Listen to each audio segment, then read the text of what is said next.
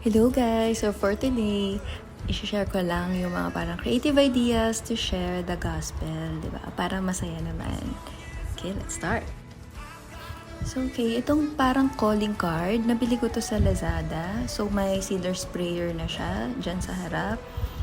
Tapos meron na ding mga verses sa likod about Jesus, na tayo ay sinners, kung ano yung dapat gawin.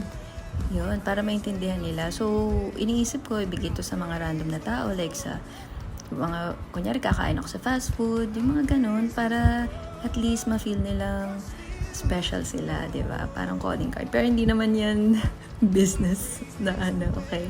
So, it's for their salvation, di ba? So, at least mabasa nila or maalala nila, mataniman natin ng seed, ang mga tao.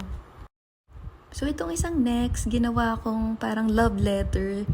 Actually, dati crown yung sticker niyan. Pero ngayon, pwede ding Bible verse para ma-feel nilang special talaga sila at may letter si Lord sa kanila. Diba?